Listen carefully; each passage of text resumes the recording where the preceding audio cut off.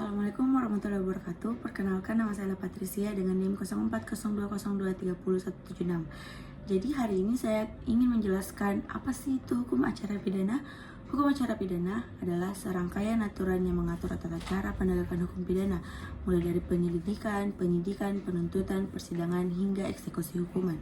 Hukum acara pidana sering disebut sebagai hukum pidana formal. Berbeda dengan hukum pidana material yang mengatur substansi tindak pidana itu sendiri. Dalam hukum acara pidana, negara melalui alat-alatnya yaitu kepolisian, kejaksaan, pengadilan dengan kewenangan bertugas untuk memproses pelanggaran hukum pidana sesuai dengan prosedur yang diatur dalam kitab-kitab undang-undang hukum acara pidana atau biasa disebut KUHP, yaitu Undang-Undang Nomor 8 Tahun 1981. Dalam hukum acara pidana memiliki beberapa proses, yaitu penyelidikan, penyidikan, penangkapan, penuntutan, pemeriksaan di pengadilan, dan pelaksanaan keputusan. Kedudukan hukum acara pidana sangat penting untuk memastikan bahwa proses penegakan hukum di Indonesia berjalan dengan adil, transparan, dan menghormati hak asasi manusia. Melalui KUHP, negara berupaya untuk menciptakan sistem peradilan yang lebih baik dan lebih manusiawi. Adapun fungsi hukum acara pidana. Hukum acara pidana memiliki beberapa fungsi penting dalam sistem peradilan. Yang pertama, menjamin keadilan proses. Hukum acara pidana memastikan bahwa proses peradilan berjalan dengan adil, melindungi hak-hak tersangka dan terdakwa, serta memberikan kesempatan untuk membela diri. Yang kedua, menjamin perlindungan hak asasi manusia. Hukum ini melindungi hak-hak asasi manusia seperti hak atas pendengaran, hak atas pembelaan, dan hak perlakuan yang manusiawi selama proses hukum. Yang ketiga, mengatur prosedur penegakan hukum pidana. Hukum acara pidana menetapkan prosedur yang harus diikuti dalam penegakan hukum, termasuk penyelidikan, penangkapan, penyidikan, persidangan, dan pelaksanaan hukum. Yang keempat, mewujudkan keadilan hukum dengan menetapkan aturan yang jelas. Hukum acara pidana memberikan kepastian hukum bagi semua pihak yang terlibat dalam proses peradilan. Yang kelima, meningkatkan efisiensi dan efektivitas peradilan. Hukum ini berfungsi untuk meningkatkan efisiensi proses peradilan dengan mengatur waktu dan tata cara persidangan serta pengumpulan bukti. Yang keenam, melindungi masyarakat. Hukum acara pidana juga bertujuan untuk melindungi masyarakat dari tindakan kriminal dengan memberikan kerangka kerja untuk menuntut dan mengadili pelaku kejahatan. Yang ketujuh, mencegah penyalahgunaan wewenang. Hukum ini berfungsi sebagai pengendali terhadap penyalahgunaan wewenang oleh aparat penegak hukum, memastikan bahwa prosedur dijalankan secara adil dan sesuai ketentuan.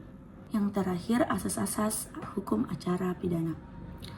Hukum acara pidana di Indonesia memiliki 9 asas yang diatur dalam Kitab Undang-Undang Hukum Acara Pidana. Yang pertama, asas peradilan cepat, sederhana, dan biaya ringan. Yang kedua, asas praduga tidak bersalah. Yang ketiga, oportunitas. Yang keempat, pemeriksaan terbuka untuk umum. Yang kelima, asas kesetaraan di depan hukum.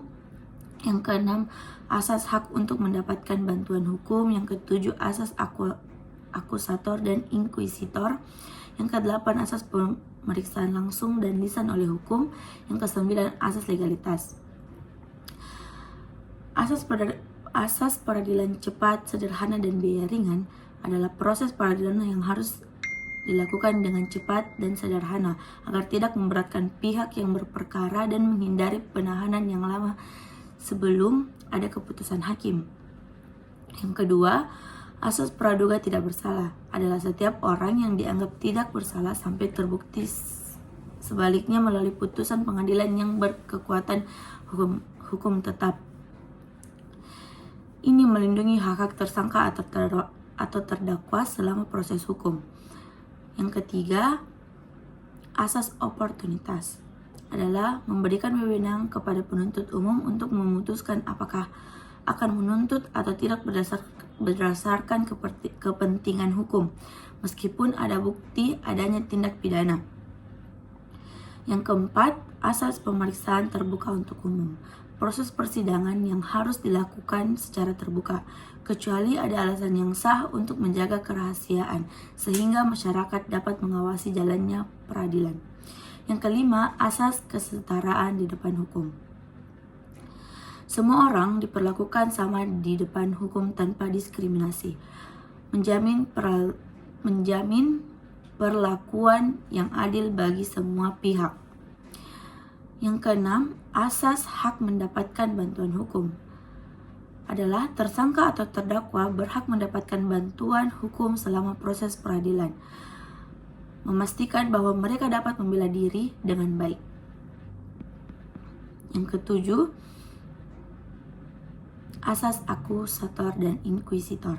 Proses peradilan melibatkan dua sisi, penuntut umum dan pembela, di mana kedua belah pihak memiliki hak untuk menyampaikan argumen dan bukti.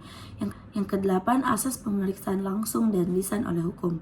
Hakim harus melakukan pemeriksaan secara langsung dan lisan terhadap bukti, sanksi, dan persidangan, memastikan interaksi langsung dalam proses hukum. Yang terakhir, asas legalitas. Tidak ada tindakan pidana tanpa adanya dasar hukum yang jelas.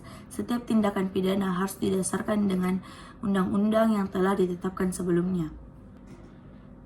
Sekian penjelasan hukum acara pidana yang saya ketahui, kurang lebihnya mohon dimaafkan. Wabillahi taufiq wal hidayah. Wassalamualaikum warahmatullahi wabarakatuh.